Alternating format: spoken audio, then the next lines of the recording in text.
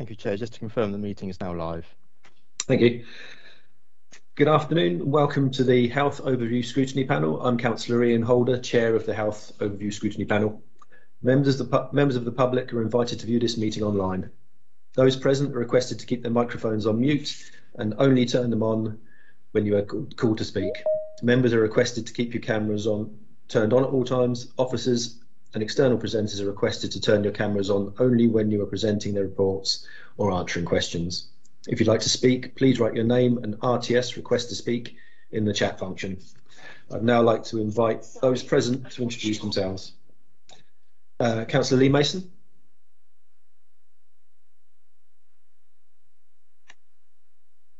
Councillor Lee Mason, Cosham Ward, Portsmouth City Council. Thank you. Councillor Matthew Atkins. Yes, Councillor Matthew Atkins, also Cosham Ward, also Portsmouth City Council. Councillor Judith Smythe.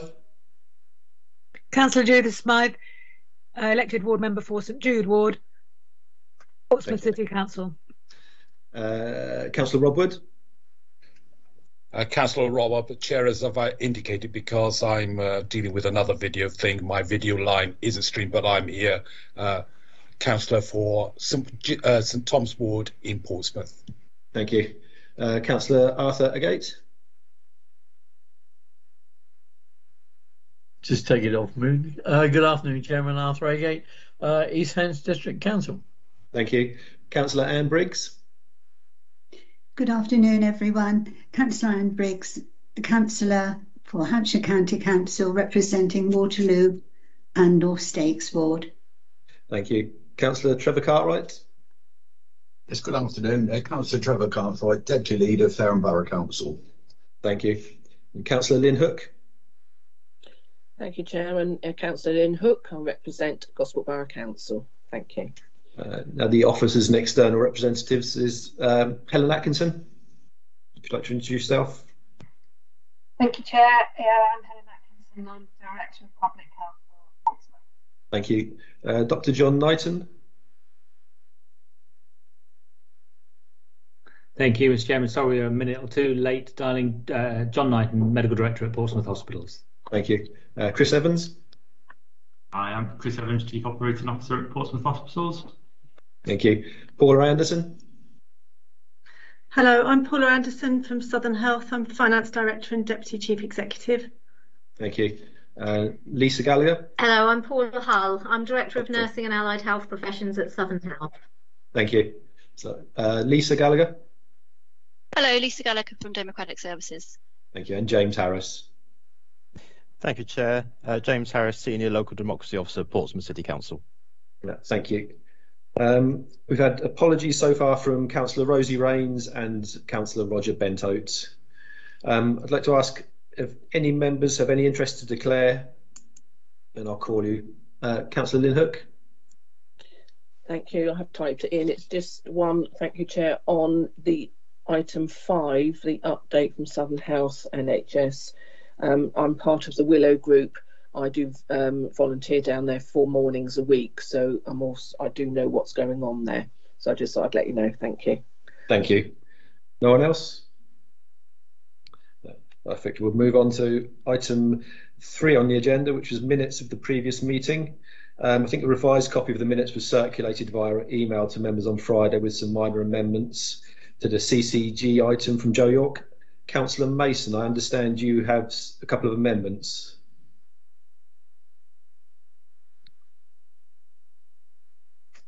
Yes, since the council laptop always decides to update at the time of any meeting, I'm sure it's been set to do that. I'm using a tablet, which is what I had all my notes on, but basically an action wasn't for me to get the prescription details. It wasn't a prescription issued by the pharmacy, it was a prescription issued by the hospital, but the pharmacy was closed at the time they issued it, and being a different colour, they were unable to get it as a normal NHS one, so I had to pay for it as a private one. And I wouldn't have been able to agree to give out details of a resident who's contacted me without the resident's agreement. And the other one was that there was supposed to be an action to invite us to Portsmouth Group. We haven't actually been invited yet. it was we'll go away and get you an invite. So that I would say is an inaccuracy as well. Okay, no problem. Please, can I have a proposer and seconder for the approval of the amended minutes?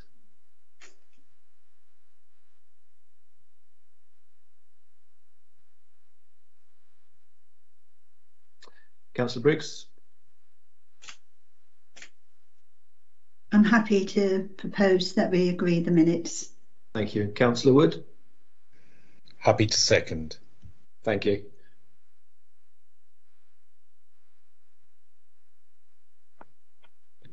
So those are approved. Thank you. Next, item 4 on the agenda, Portsmouth Hospitals University Trust. I'd like to invite Mark Evans and Dr. Knighton to give a brief update on the report and let us know if anything's changed since the report was written. Thank you. So, sorry, John, was you just going to come in there? I think we're both going to start off at the same point. I was just going to say, obviously, the report is there, really as read. Happy to take further kind of discussion and questions, really, as a consequence of that report.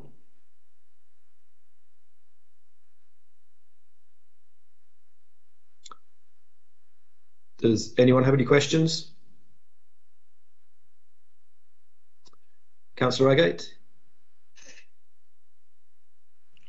Thank you, Chair. You keep hitting that.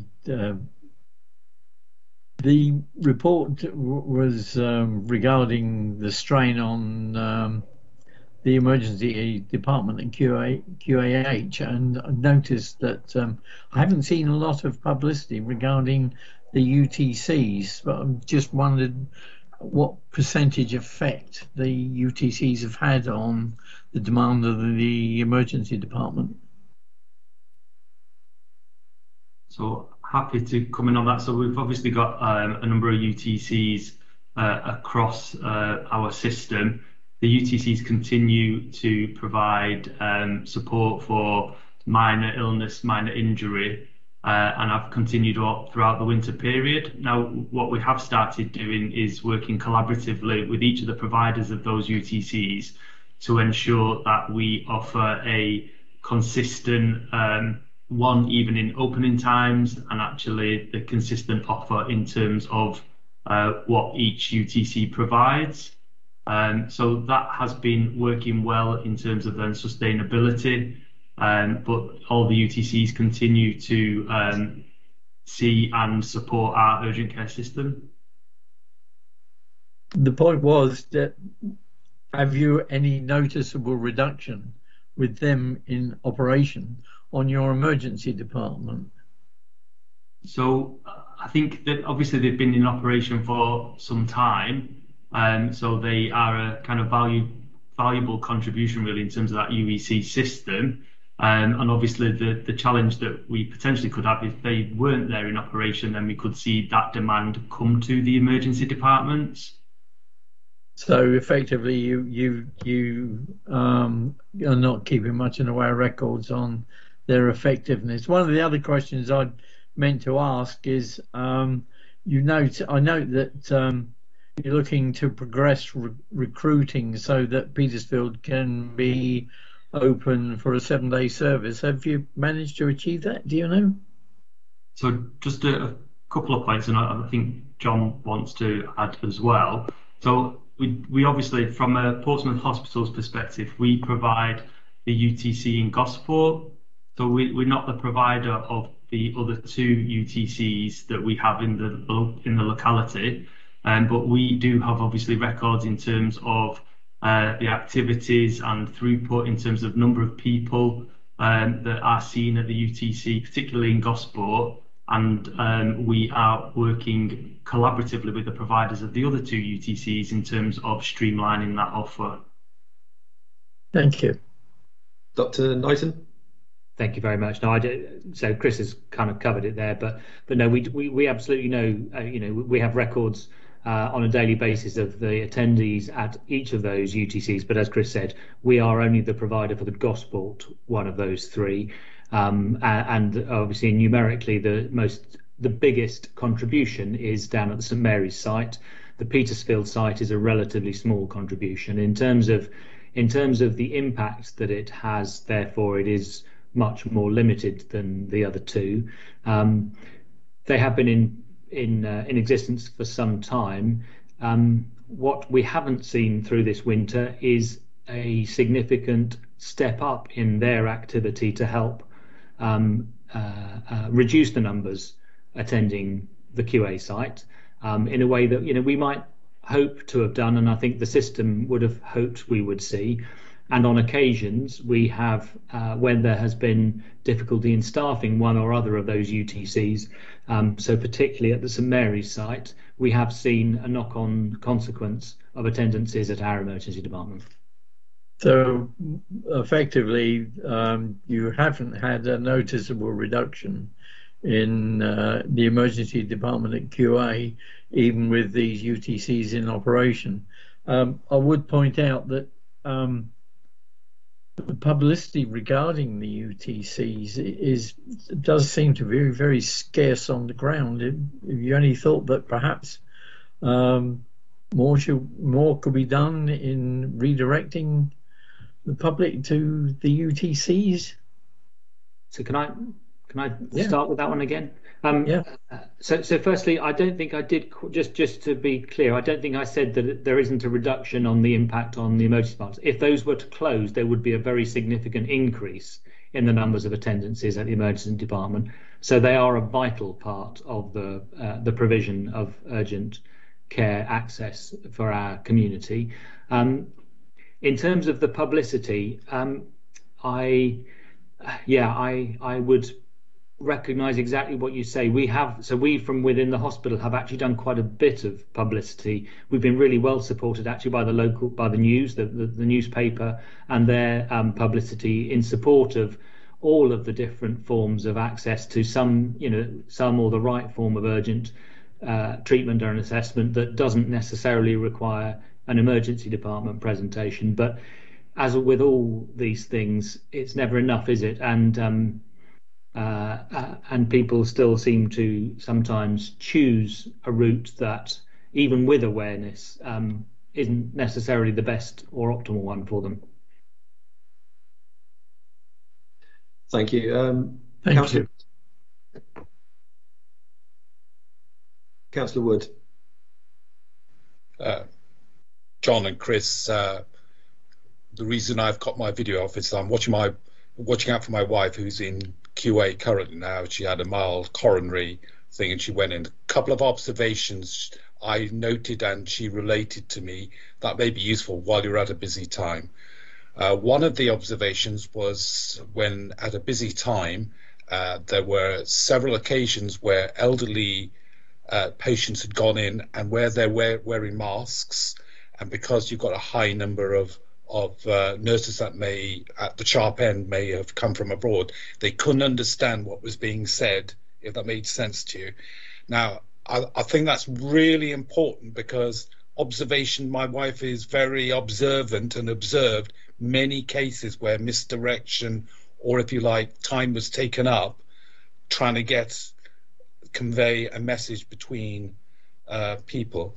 The other thing is about COVID. My wife went in there and later on she had to isolate because one of the people she was in with at the reception area proved positive with COVID. And that meant when she was trying to move through the hospital, she had to be in an isolated room, which meant it's taken since Saturday to today to get her onto the coronary ward in an isolated room. And basically that held up everything everywhere.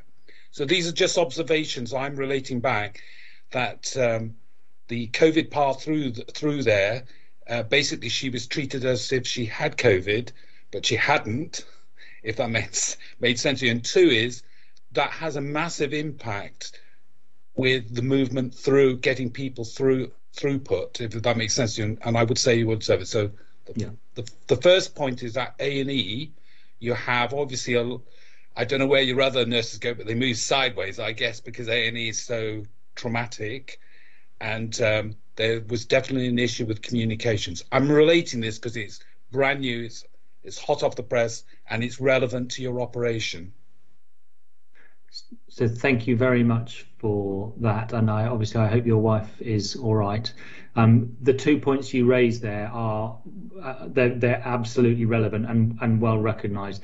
The difficulties with communication with masks, absolutely, and for those patients who are older and frailer and struggle for other reasons than that they've just got a face covering on, it makes it even more difficult, doesn't it? We absolutely do recognise that, and there's all sorts of things that are being tried in terms of different masks, clear masks and that sort of thing. But sadly, some of those are less effective than you might think they would be on paper and have other problems with them. In terms of the other point around the risk of in a hospital coming into contact with COVID, basically, and then the effectively the operational impact of having to isolate people because they've been in contact, that is a real challenge for us. And the higher the level of prevalence of COVID in the community, of course, the greater that risk. And as you will know, we've been up at, in Portsmouth, South East Hants, we've been up at a very high levels, 1,500 plus cases per 100,000 population, which is higher than we were even at the worst of last winter. So even though the number of COVID cases in the hospital may be relatively modest in comparison to last winter at 110 or thereabouts, the risks of everyone or anybody who comes into the hospital potentially being an asymptomatic carrier and then a contact of others is really high. So we changed our policy a couple of weeks ago, 2 to 3 weeks ago, and we are now asking everyone who comes onto the site as a visitor or a patient to have not just no symptoms and no temperatures, but doing a lateral flow test as well to be sure that, or as sure as we can be, that they are COVID negative and we don't increase the risk of contacts with others. And in terms of how we have to respond with when we have contacts, it is a really difficult scenario where we have to isolate people until we have demonstrated as a contact that they don't become positive, so that they don't risk going on and contacting others, but it does introduce a real constraint on our capacity. Okay, thank you for that. And I guess what I'm trying to sort of say is those were two very real world problems that I would recognise straight away. Mm-hmm. And in the busyness, if you like, of trying to be all things to all people in the job, I really would think that perhaps time out should be taken so people can have a look at that process and decide the best way forward. All I'm trying to sort of say there, that was something very recognised that had immediate impact on a lot of areas. So even, for instance, somebody elderly who, and when they tried to take off the mask and step back, because there was a high number of nurses that were from, Africa, India, etc., they were trying to read the lips and couldn't read the lips. So just a simple little process like that, maybe have a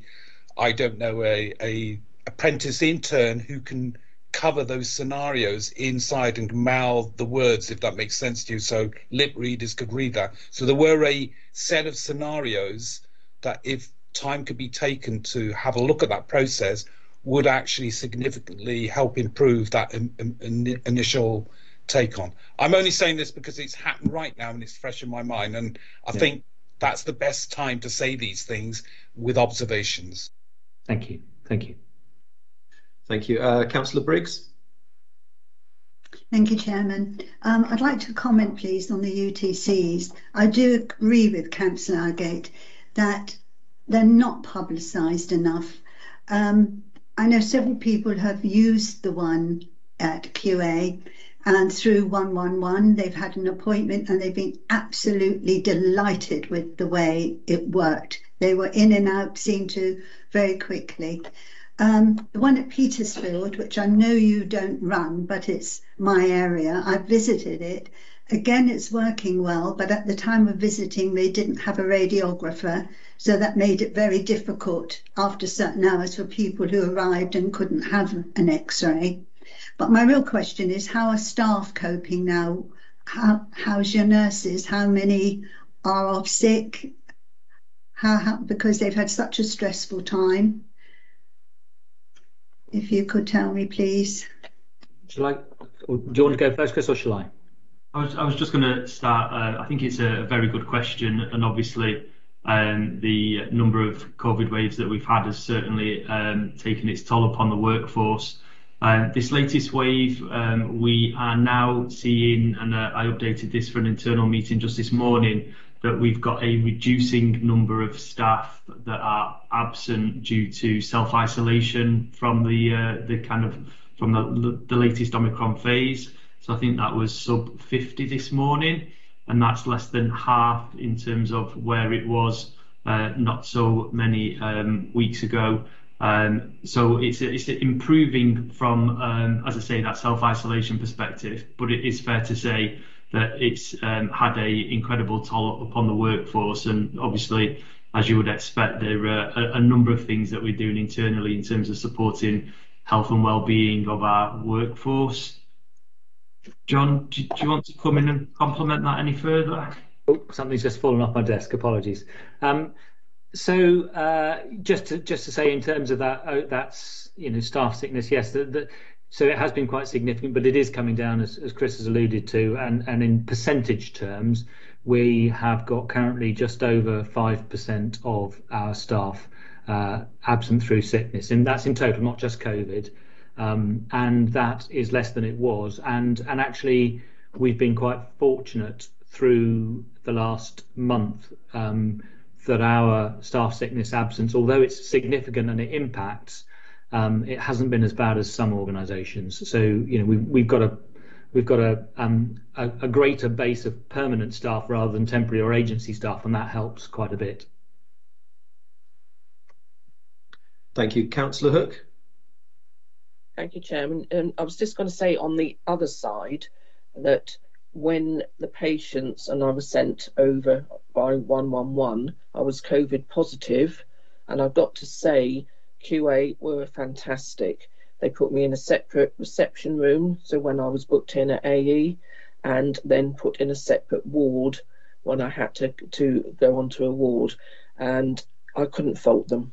I had 8 doctors and nurses come in and monitor me and stabilise me, and the system works, certainly when they know you're COVID positive, and I can't thank them enough. So yeah, thank you for that, and I'm pleased to hear it. Thank you. Thank you. Is that no more questions from anyone? No. Thank you, Chris and Dr. Knighton, for joining us today. You don't have to stay around for the rest of the meeting if you don't want to, so feel free to leave. Judith. This is about the next item, Chair. Okay. I think Chairman, the next thank you very item is. much. Thank you all. Thank you. The next item is Southern Healthcare's report, and it contains a report of an inquiry made into health and safety and communications and complaints in the hospital. And at that time, I was on the board. I was a non-executive director, so I have a retrospective interest in that, and won't be participating in the discussion unless I feel it's right and proper in my new role. Thank you. Okay, thank you for that. Paula, over to you. Thank you, and good to see you, Judith. Accepting that you won't contribute, but it's really nice to see you. It's been some years now. So Paula and I are here to just to talk you through the external independent review that was undertaken into Southern Health by Mr. Nigel Pascoe. This it says most of this in the paper, but I'll just talk for a couple of minutes and then we'll open to questions. The purpose of this review was to initially look into the deaths of 5 people within the trust and concerns that the families had around the situation that they'd found themselves in, and the way that, just as importantly, the way they felt they were treated after their relative or loved one had died. And the original review by Mr. Pascoe looked at the individual situation around those individual patients, and the Pascoe 1 report came out some time ago now. As part of that work, we accepted fully the recommendations in Pascoe 1 and had obviously unreservedly apologised to the families and supported the second review, which was around understanding the work that we were doing now to improve in the areas that Nigel Pascoe had identified were failing when he did the first review. That was done very early last year. It started in the spring and involved a panel of experts, and they heard evidence from a number of people, some of whom were patients or carers or family members, and some of whom were experts within the NHS at understanding how good investigation systems work or how good complaint systems would work. As a result of that, we have a published report with a number of recommendations and learning points, which the Trust has responded to. A summary of our response is in the papers that you have there, and we're here really happily to answer any questions that you may have. Understanding the recommendations, clearly this is an area of work that Southern Health, as you'll be aware, has been trying to improve in some of these areas for some time. So some areas we've been working on for a number of years.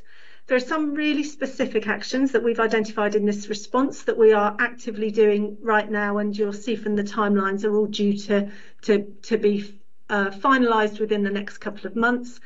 And then there are some really important aspects that actually the work never stops. We will always be looking to improve how we work with patients and their families, how we resolve complaints as quickly and effectively as possible, and making sure that that's done with families in a way that they're very comfortable with. So some work will always continue, and the important thing for us in those areas is how do we set up really good systems to make sure that we know if it's going off track or if something's going wrong, that we know about it quickly and we can do something positively with people to resolve that. So that's effectively where the report is. I'm really happy. Paula and I will take any questions on this or answer any points of clarity. Thank you. Councillor Agate. Thank you, Chair. What can I say about that independent investigation report? Right, first time. Congratulations. That is one hell of a report. 10 pages, and at some point in time, presumably, you're going to come back to us and tell us how effective it's been, because every page I look down, I see people who's going to be feeding us information because there's action, action, action, action. Every page you are actioning what's going on here. I think that's pretty fabulous, to be honest. One of the things that I did pick up somewhere, something about failed recruitment. How's that going? Okay, so thank you, Councillor Agate. Thank you for that feedback. Yes, we have put a response in for all of our recommendations, as you can see, and some of them, as I said, we are already working on, but there are more. There's always more to do. Recruitment is without doubt the biggest issue within the NHS at the moment, and it's particularly tough, I think, in mental health. And we are doing our best on it, and we're always looking for ways to improve that, either through better retention or improving the ways that we reach out to people to try and encourage them to come and work for us. But there is a limited amount of people out there who want to work in our environment, and it can be really challenging. But it's probably the most important thing that we do every day to support our patients, is to make sure that we've got the right staff with the right qualities, who do jobs that they can do and that they enjoy. So it's the top priority within the Trust.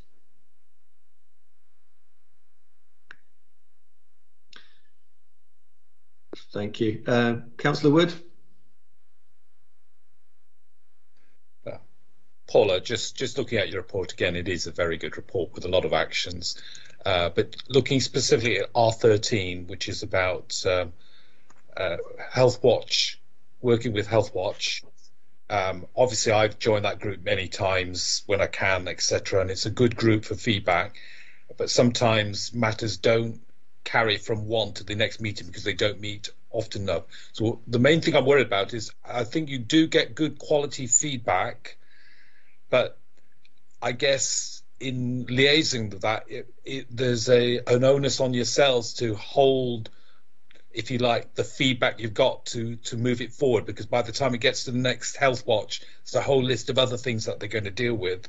So you understand what I'm getting. If you're going to use that as a method to improve your services to service users, you almost need to sort of say it's not just attending the meeting, but using the framework to report back some improvements on particular areas. I think that would be brilliant, because in a way, it's like this meeting. We're going to say a load of stuff, and by the time we come to the next meeting, that load of stuff, there's a whole new agenda set of items to go in, even though we go through the minutes. So I'm just worried that we actually utilize the feedback because you clearly have picked all up the good stuff there and improved it, and it'd be great if you, in the minutiae, if you understand what I mean, you use that service feedback. Thank you. Thanks, Paula. Yeah, just to let you know, Health Watch, actually, we're very lucky. We've got a working in partnership committee with a range of different people from different voluntary sector organisations that work with us to support this work, and Health Watch are part of that. So it isn't just us going to meet them at their meetings, which, as you say, are perhaps not as regular. It's also they are involved internally within the trust in some of our committees. And also pre-pandemic, they were actually doing a piece of work for us where they were going into our inpatient physical health wards and surveying people and asking them how they felt and what their feedback was. We've not been able to do that, I'm afraid, during COVID, but it was definitely something we were partnering, and it was really, really quite successful before COVID. So absolutely working with them in many different ways. And I think as well, linked to your point and the earlier point, we'd be really happy to come back into a future meeting of yours to talk about the things we've actually done. So we know this is the plan and we're moving forward with many things, but I'd really like to come back in, say, 6 months' time and just talk through where we've got to with it all, if that would be welcomed. That would be brilliant. Yeah, thank you. Councillor Briggs. Thank you for your presentation in the pack. You've got so many different timelines. Are they all going to be achievable? And say for the first timeline, is the patient hub now open for patient and carers? So hopefully if they can talk to start with, you won't get to the state that's been happening with the five people, the five families. Yes. And how's the duty of candour training going? Thank you, Councillor Briggs. Yes, I agree that we have got numerous timelines. Our intention is to achieve these timelines. We are going to take, in terms of governance, we're going to take it through our Quality and Safety Committee over the next 2 to 3 months, and talk in our public board in March about where we're up to. I'm really, Paula will be able to give you more details, but I'm really pleased to be able to say that the Patient and Carer Hub is up and running. And you're right, that's such an important point, and it runs through some of the, certainly at least in one of the themes, it really runs through everything, doesn't it? If we can get that hub working well and people know about it, then it will really support us in being able to solve people's problems much quicker, and also, you know, resolving it with teams where there's issues there. Yeah, really pleased that we've had a huge amount of co-production on setting the hub up. So it's the people that we're working with, carers, service users, families who told us what it needed to be called. They've told us how they want to be communicated with. They've told us the technology they want us to use, and we're working together on it, which is really, really great. And there'll be an evaluation. So we're going to pilot it. We're going to evaluate it. We're going to seek feedback from people about how it's working, things that are good, things that don't work, and we will adapt it as we need to based on people's feedback. So yeah, really good. The duty of candour training you mentioned is also going very well. What we found is our original training wasn't practical enough, and it didn't really bring to life some of the scenarios that our clinicians are working with every day. So we've adapted it and changed it and got some really positive feedback about the fact that it's much more practical and helps them with actually their daily work. So it's going very well. And one of the issues with duty of candour is, you know, the legal requirement is a minimum, really. It's where we want to be is we want our staff to feel confident about just being able to be transparent and open with patients and their families or their carers about things that have happened, and to be empathetic and to be able to approach those conversations just completely openly and honestly, and that to be just really running through us like, you know, a piece of rock. You get it, you know, it runs all the way through, and that's the culture that we want in our organisation, and we're making really good progress towards that. But there are sensitivities sometimes, and Paula's point about the practical, you know, sometimes it's about how a member of staff feels about confidentiality and what a patient may have said about things they want to be confidential, and how staff members can understand that properly with the patient and really understand which bits can be shared with the family and which bits can't. And it's those sorts of complexities that we have to really help staff with, because it's not an easy one, and the training will really help with that. Thank you. Thank you. Are there any more questions from anyone? I think it would be good to maybe come back in 6 months or so we get an update on how things have gone. Good pleasure. Thank you. As before, don't feel you have to hang around for the rest of the meeting, but thank you for that. Enjoy your meeting. Thank you. Thanks. Bye. And we'll move on to item agenda 6, which is Helen Atkinson. If you could give a brief update on the report and let us know if anything's changed. Thank you. Thank you, Councillor Holder. This time, I hope you can hear me. I unfortunately broken my headphones, apologies.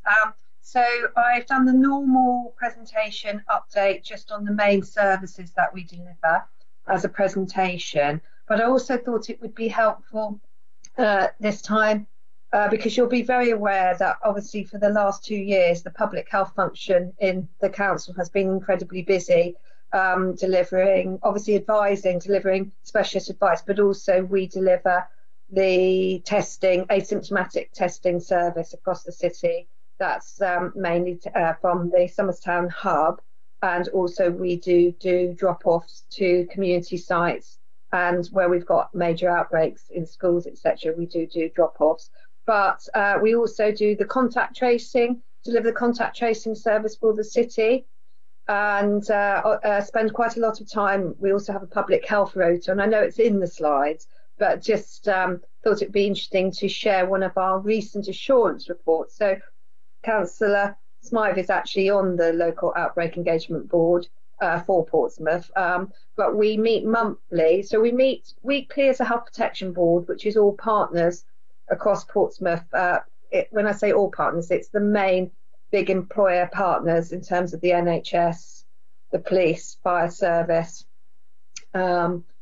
obviously also then services within the council, our support for business, education, etc. So we meet weekly to go through all the key current risks in the city around COVID. And then monthly we meet with the local outbreak engagement board, which has obviously councillors as well as other representatives from education, etc. So I thought it'd be interesting to give you a brief copy of the assurance report, which went to the last meeting, which unfortunately the data is already out of date, which I'm sure you all recognise because things move very, very fast. So the last meeting was on the 7th, but just as background, so you can see some of the things that we've been doing. Obviously, what has changed is that it's a slightly, dare I say, a slightly better position we find ourselves in this week in many ways, in that we are seeing a reduction in the community infection rates from COVID. We are still seeing, however, quite a lot of outbreaks, particularly, so we're still managing, working closely with our colleagues in the CCG, Portsmouth CCG, and obviously in adult social care. I think we've still got 17 outbreaks within our care homes, so that's out of 39. And we are seeing significant, because I think it's fair to say schools, and particularly primary schools and nurseries, are probably what we'd call about 2 weeks behind in terms of the outbreaks and the risks that we've seen in care homes. So we've started to see from last week, so schools have been back 2 weeks, then a huge increase actually in school outbreaks. So this week we've dealt with about 15 or 16 and last week similar numbers. So although it's an improving picture, it's fair to say there's still quite a lot of risk out there in terms of community infection rates. I think that backs up the point that John Knighton was mentioning in terms of the risks of people going to hospital. But it's a much better position than it was in that assurance report. And you'll all be aware, of course, that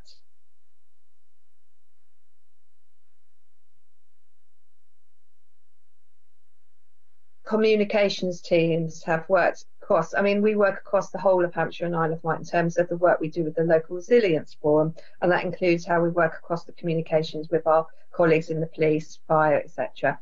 So comms teams have worked incredibly hard to ensure, and it's something I know that Judith feels quite strongly about, that the communications is updated very rapidly to ensure that our residents know what's happening.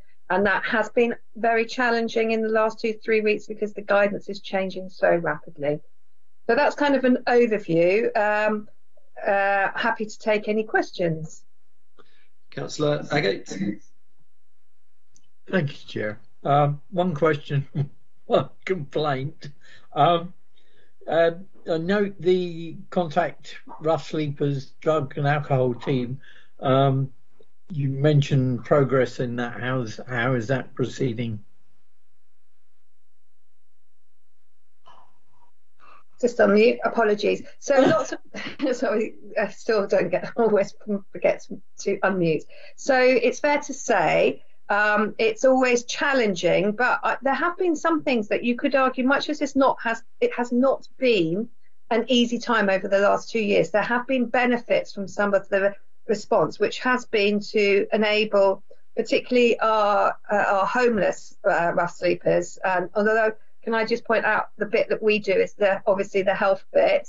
Obviously, it's another direct lead on housing, but having our homeless population housed during periods of their outbreak has been really helpful. So it's meant that we've actually managed to deliver services that we wouldn't necessarily be able to as easily deliver. But I think it's one particular thing that you're always interested in is the work we've done with our homeless rough sleepers around some of the what we call prevention areas. So we've managed to do some really good work, particularly around vaccinations. So it has meant that it's been easier for us to target our vaccination programme because we've been able to go into settings. We haven't had the opportunity, and that's because of the pressure in the NHS, to return to do what we call our bloodborne virus screening. So we did do that when they were housed last year, which was really effective, and we did manage to identify people with Hep C and who then went for treatment and follow-up. But it's fair to say that is that the bit that you particularly mean in terms of some of that screening? Yeah, there's also been some progress because we've been very successful in Portsmouth to be able to bid for additional funding, which has supported the CCG to deliver the homeless healthcare team, which has been very effective. And we've bid again successfully, but we just haven't managed to recruit yet to some serious mental health support. So with key workers and specialist workforce there. However, it's fair to say, much like previous speakers have said, the NHS is under such pressure, particularly around workforce, that it is quite difficult to recruit at the moment, particularly if it's not necessarily COVID related. So we are still out to recruitment for some of those specialist posts. So I'd say there's some good news, and actually we are just starting the process for our substance misuse service to go through procurement, which has just started, and there's quite a lot of information out for consultation at the moment and getting ready for the bidding. I'm happy if there's anything other specific. So you're going in the right direction. Okay. Can I now address you to my complaint? Mm-hmm. That's wider determinants. Could you please use larger readable fonts? The size on this is more suitable to Lilliput than it is to a normal human being. Go on. The actual specific side, I completely agree with you. I'm afraid we and I do apologise. I don't think there's anything else I can apologise. I think the team, the people working on that programme have been working very hard, but I will for next time ensure that we actually get And I think they were keen to be able to show progress, but you are right, the slide isn't very helpful. So I'll get them to put it into 2 or 3 slides for the next update. No, that's a very, very fair challenge. That's great, thank you very And much. if that's your only complaint, I'm relieved. Trust me. Thank you. Councillor Hook. Thank you, Chairman. Yes, I was actually going to mention that as well. My eyesight's not as good as it used to be, and I found it quite a struggle to have a look at that. Just going back to the schools, obviously with the vaccinations going into the schools, I'm just wondering how, and I know I'm in Gosport and obviously you're in Portsmouth, how the junior and infant schools are faring over there. I mean, because obviously they haven't got the vaccinations necessarily.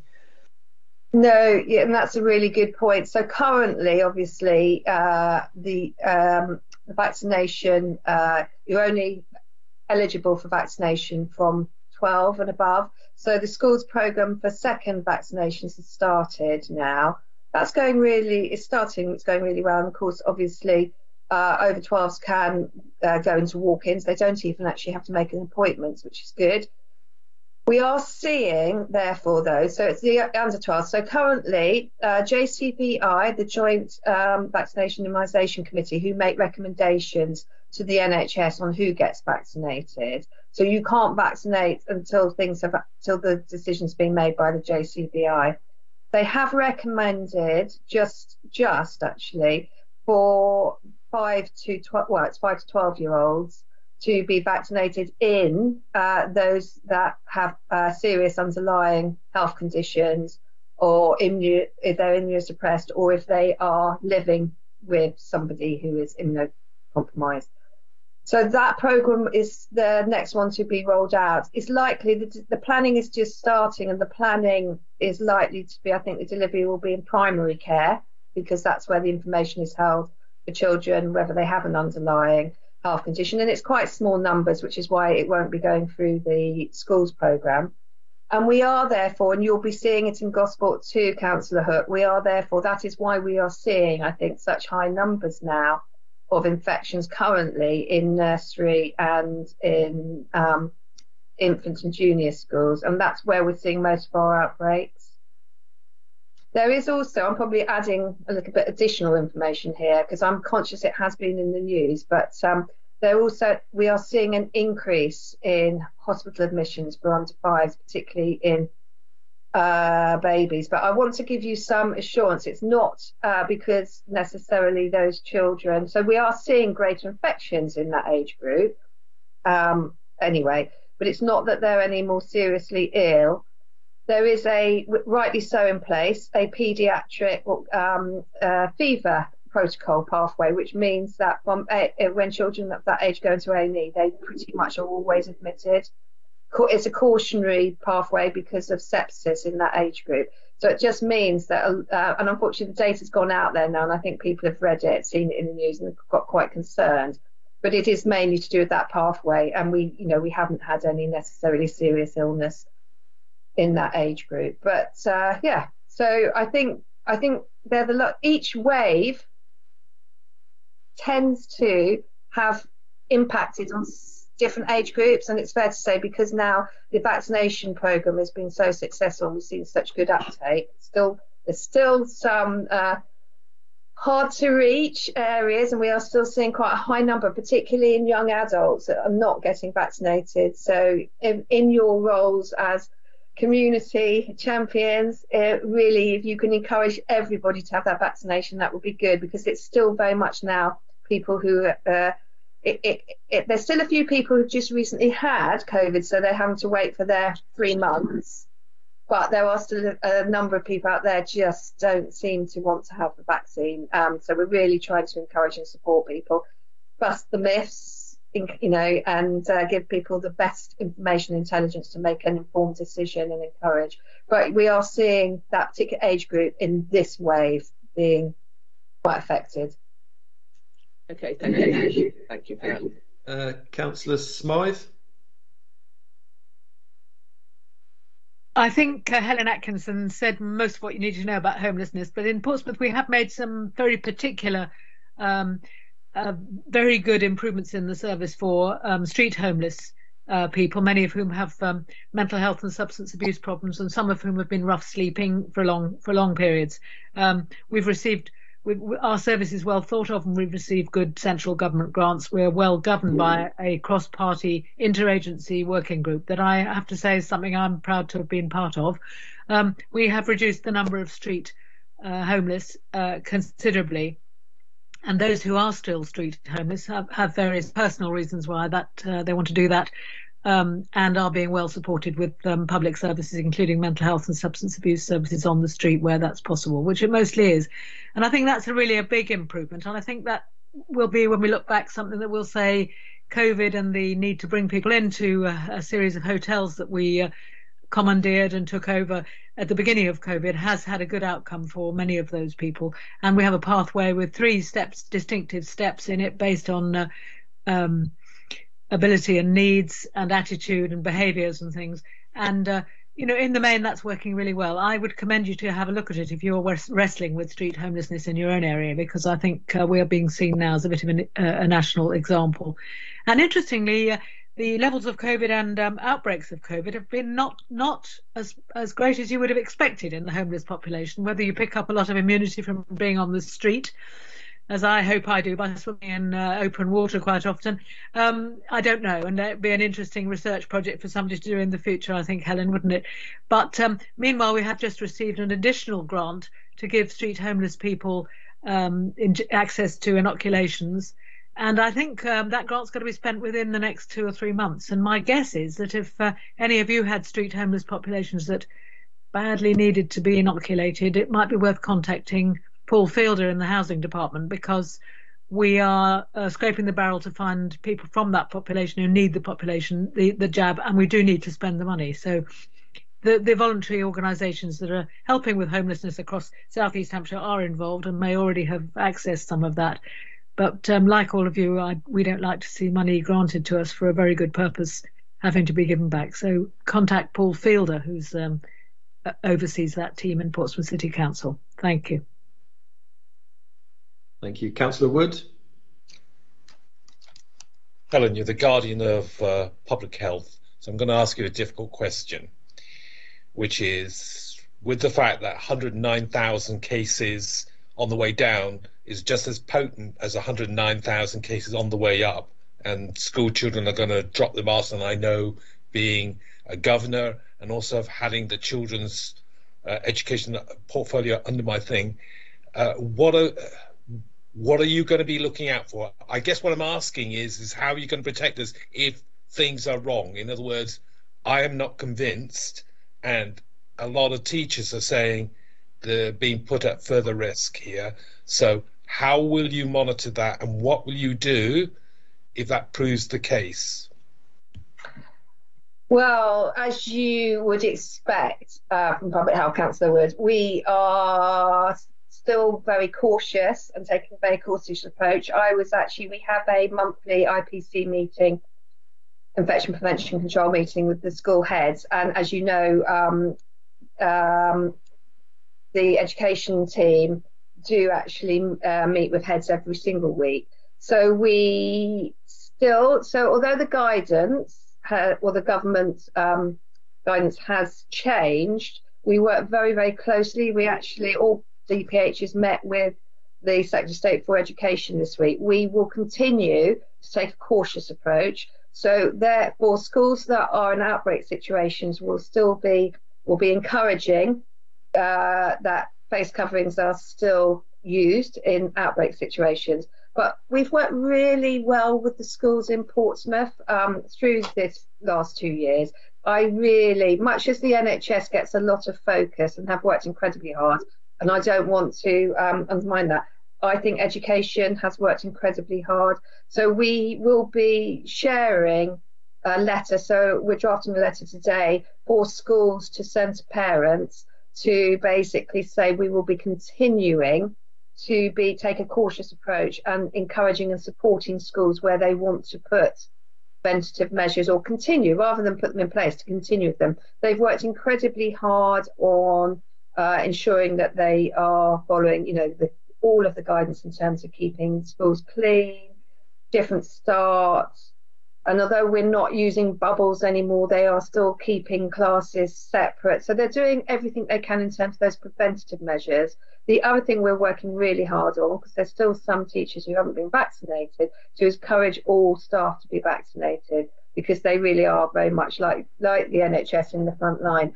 So even though the changes were made, I think it's important that those were all, when they were, all of the at the PM announcements last night, it was that this isn't over. And I would like to say that, COVID pandemic isn't over. We are moving from plan B to plan A next week. However, that doesn't mean it's really then up to guidance and choice. So it's really about encouraging people still to be as safe as they can.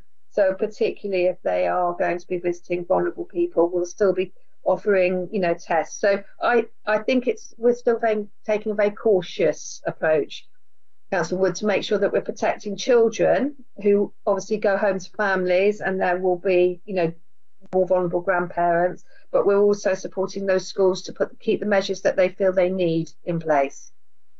I'm very glad to hear that, because obviously clearly also they've identified a second strain of Omicron in Denmark, I believe, which is supposed to be a bit more virulent, but might not impact. So what I'm saying is it's still a big breeding ground for mutations currently out there. And you'll remember that we were starting, unfortunately, it's my world at the moment, so we were starting to relax and think, we're in a better place if you think about it, just before November last year, and then we got the Omicron. There will still be other variants, but, I don't want to be all doom and gloom, because things are looking better, and a lot of that is to do with the success of the vaccination programme. Thank you. Thank you. Councillor Briggs? Thank you, Chairman. I know schools have so much to worry about at the moment, but childhood obesity is a very real problem, not just in children, but in families. So how is your family weight management via wellbeing service? Is that working well? Yes, it's a really important point, Councillor Briggs. And actually, we're hearing, we've all been through lockdowns, and we've all been through the last 2 years. And I'm sure, I can sit here saying that I have, gained a little bit of weight. I'm still exercising, but we know that probably childhood obesity has probably almost doubled in terms of in the last 2 years nationally. And we also know, I still think that's the important thing. As we come out of the pandemic, we are going to be dealing with much worse situations than we were when we went in. So in terms of what we would call, the inequalities agenda, I think we've seen greater what we would call the unhealthy behaviours, unfortunately. So obesity growing. We know that there is more what we would call unhealthy levels of alcohol, and also physical activity did improve, actually, interestingly, in the first lockdown, when everybody was actually locked down and not going out, about people were exercising more. So with all of that focus, and it has been a little bit more difficult because our team, which does one-to-ones, group support, have obviously had to change how they work. They are back to seeing people face to face now, but obviously they had to go on to telephone and video calls. I think it's important, although that service is there, and I'm not saying it's not effective, the reality is it's a great many risk factors or things that contribute to people in those behaviours. So you'll be aware it's not just a service, because actually it's almost too late once you've got the service, that we do have good numbers through and we are seeing a lot of people, but actually we've got to tackle, which opportunity to mention our refresh of our health and wellbeing strategy, which is it's about to be published at the next Health and Wellbeing Board in Portsmouth. We've actually decided we're taking a focus on tackling what we call the causes of ill health. So we're really looking at education, housing, poverty, employment, and really trying to work as a city, looking as particularly at ourselves as big employers and as what we call anchor institutions. So have we got the right strategies in place, for instance? So we're working closely with the NHS, with business, with education. but we're really trying to change people's life outcomes. And the reality is, and it will be the same in all of our areas, if you are growing up or live in a more deprived area, you're more likely to have poorer health outcomes and ill health and disabilities, or factors that impact on your life chances, but also your quality of life, and you're going to die earlier. So that's what we're really trying to do, which includes obesity. So really focusing on the actions, but just putting a service isn't enough, and just telling people they need to lose weight isn't enough. We have to actually change people's lives, and so that's why we're doing the cause of the causes. So it might be obviously that's going to the Health and Wellbeing Board, but you might want to look at the refresh strategy, which will be published at the end of this month. I think it's early February. Yeah, might want to bring that here. Okay, thank you.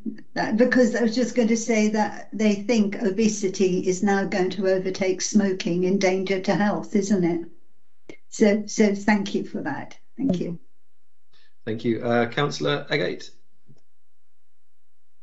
Thank you, Chair. I'd request that all this talk of obesity and dieting and health, please keep your voice down a little bit. My wife's on a diet kit at the moment. I don't want that transferring onto me. The other point was about the aggressiveness of people at vaccination centres. I mean, I took my wife, who's extremely vulnerable, up to Petersfield for her 4th injection, and said, I'm not on the list, was immediately given a form in my hand and shoved through the door. So, I suppose it was very caring, but there you go. It's you too can be shoved through the door, have your 4th injection.